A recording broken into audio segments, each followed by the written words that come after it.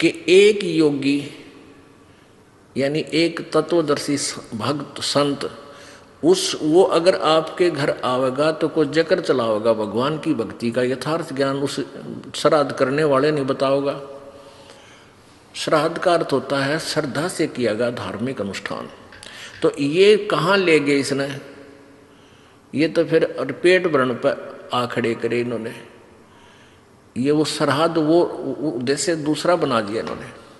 तो संत पूर्ण संत होते हैं, वो ज्ञान देते हैं, अपनी मजदूरी करते हैं, पहले पूरा ज्ञान समझाते हैं वो क्या कहना चाहता है, भगवान कैसा है, कौन है, और फिर दो रोटी खाएंगे कि तब आत्मा उनके, या अपनी आरती उर्ती करेंगे 100 प्रकार के अपने क्रियाक्रम करके जब कभी भोजन खाते हैं।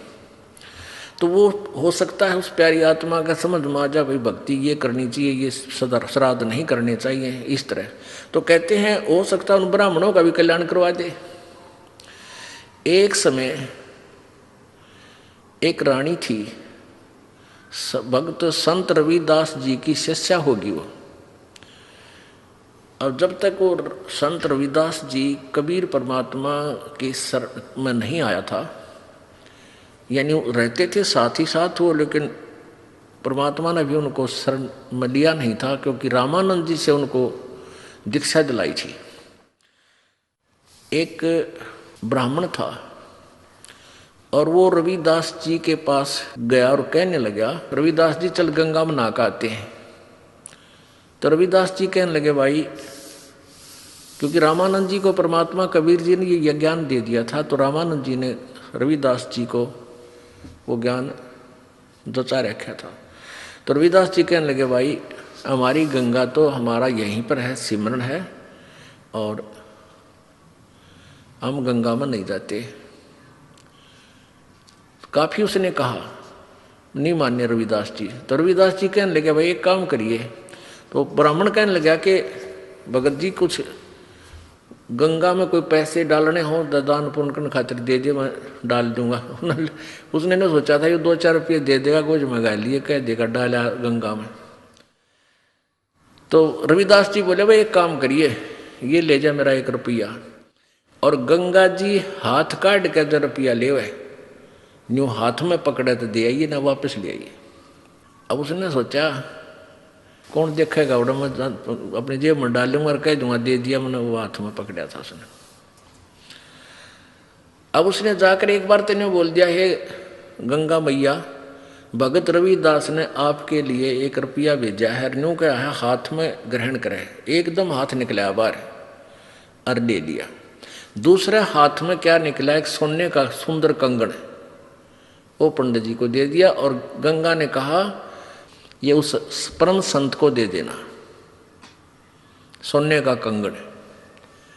अब पंडित जी का गया बेईमाना, अगर भाई के मेरा फटेगा, रविदास जी ने ठगा ला जेब भीतर ली में, और उसने आके राजा को दे दिया। अच्छे पीछे मिलेंगे। राजा ने अपनी रानी को दे दिया। रानी कहने लगी इस आते एक और चाहिए, ये तो जोड़ा होता है। उसके कुछ पैसे दे दिए, जैसे भी 20, 30, 50 रुपये थे उस कंगन के, पहले महंगे सस्ते होते थे भाव। अब राजा नौ बामण फिर बुलाया, पंडित जी बात सुन, एक और लिया, नित्रा बकल तारांगे नहीं लिया था। क्यों, उसा कंगन उसने सारा पटक सर पटक लिया, कितना नहीं पाया। वो जब दुखी हो लिया, अकीब जान बच्चा नहीं, रविदास जी के पास चले, शायद वो फिर 1 रुपया दे दे, मैं गंगा में दे आऊं और फिर वहां से मिलेगा मुझे। तो फिर रविदास जी के पास गया पंडित जी, कहने लगे भगत जी आज तेरे हाथ में मेरे परिवार की जान है। राजा ने जब वो 1-2 बार नकारा कर दिया जी, और तो ना पाता, ने बोला रानी का आदेश है, या तो लिया, नहीं तेरे पूरे परिवार ने कोल्लू में पीड़ाएंगे। पहले ऐसे जुबान पर कानून होता था राजाओं का। अब वो घना डर गया, फिर आखिर में आया रविदास जी के चरणों में पड़ गया, रोए पड़ा। रविदास जी कहने लगे क्या हो गया, क्या हो गया ऋषि जी, क्या बात है, क्यों रो रहे हो? नो बोला जी जान बचा दो, आज आपके हाथ में मेरे परिवार का जीवन है। रविदास जी बोले वह कहानी बता क्या है? नो बोला जी आपने जो वो रुपया दिया था वो मेरी जान का झाड़ हो गया, रविदास जी बोले भाई कारण बता, मेरा रुपये का कह रहा है, पहले तू ये बता वो रुपया मैया ने लिया कि नहीं तेरी ने बोला जी मैया ने लिया, एक हाथ से रुपया पकड़ लिया, दूसरे हाथ से कंगन दे दिया सोने का। मेरे को आ गया लालच, मैंने दे दिया राजा को, उसने मेरे 150 रुपये दे दिए उसके, यानी उसमें 100 रुपये तो आजकल लाख रुपये के बराबर थे। अब उसने रानी को दे दिया, रानी ने जिद कर दी कि एक और चाहिए तो जोड़ा होया करे। अब वो दूसरा मैं सारा सर पटक लिया, मुझे मिल नहीं रहा, राजा का आदेश से जो दूसरा नहीं लेकर आता है मेरे पूरे परिवार को खत्म करेगा। न बोला 1 रुपया और दे दे, मैं गंगा मैया ने दे कर ले आऊँगा। न बोला इससे वो जहाँ वो जूते बना रहा था ना रविदास जी, वहाँ एक कुंडा होता था पानी का, एक कुंडा सा पानी का होता था, जैसे डोंगा टाइप मिट्टी का जमीन में गाड़ दिया करते, उसमें से डोरी गिल्ली रखते थे वह, और जूते गांठ बनाते थे ना उसमें गिल्ली बोरी, और उसमें वो चाम भी भे कर रखते थे, चमड़े को भिगो कर रखते थे। पहले जो ये चमार जो जूते बनाते थे, ये जीव हिंसा का किया हुआ चाम नहीं लेते थे। कोई स्वाभाविक कोई पशु मर जाता था, उसी का चाम उतार के, यानी वो पाप के भागी नहीं होते थे, तो उसमें चाम भी भिगोया करता था चमड़ा कुंड में। तो रविदास जी बोले इस कुंड में हाथ दे कर काढ़ ले जितने कंगन चाहिए।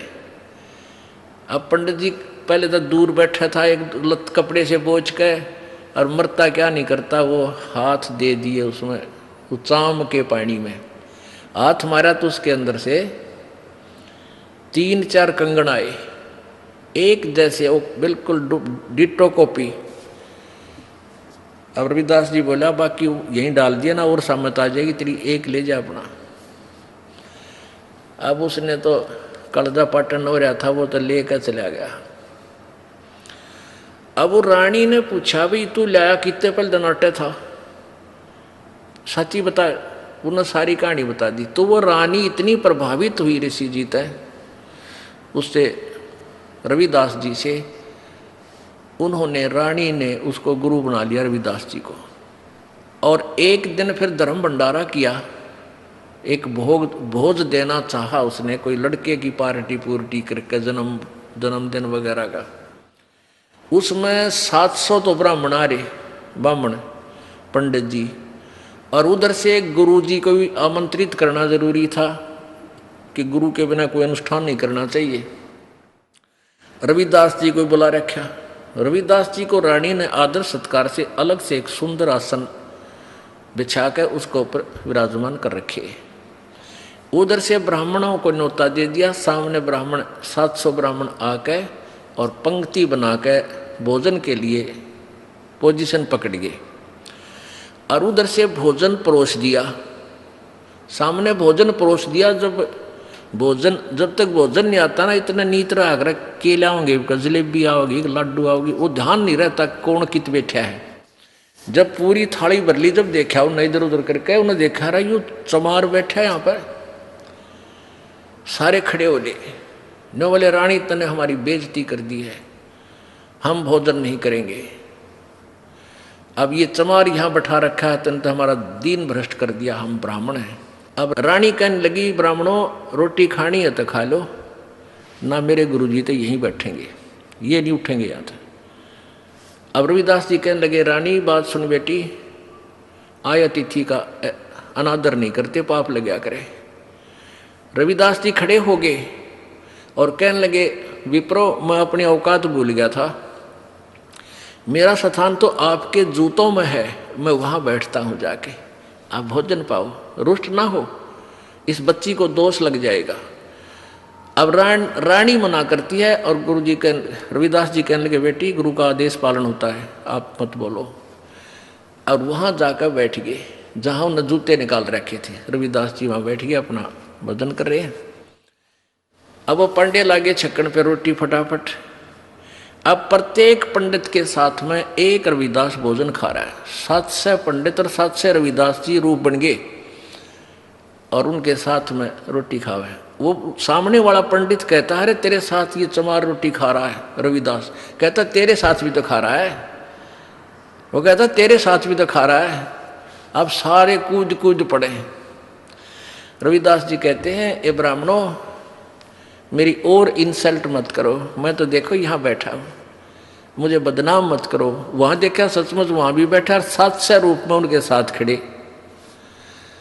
तब रविदास जी खड़े हुए ने बोले, पेट भरो, तुमने ना तो भगवान का बेरा, तुम तो पेट पेट भरने की का ठेका ले रहे हो। कहने लगे तुम इस जनेऊ से मोटे मोटे टांग रखे नो।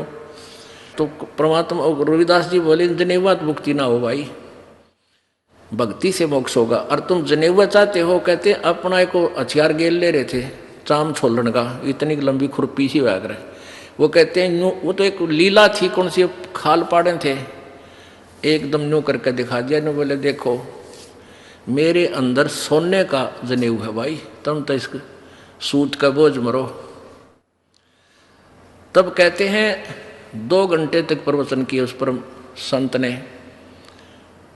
वो 700 के 700 पंडितों ने वो जनेऊ काट कर फेंक दिए, रविदास जी के चरणों में शीश समर्पण कर दिया, नाम ले लिया। गरीबदास जी ने लिखा है 1.25 मन सूत होया था उनके गलाम्या का, 1.25 मन सूत, और उनने उन 700 पंडितों का उद्धार कर दिया।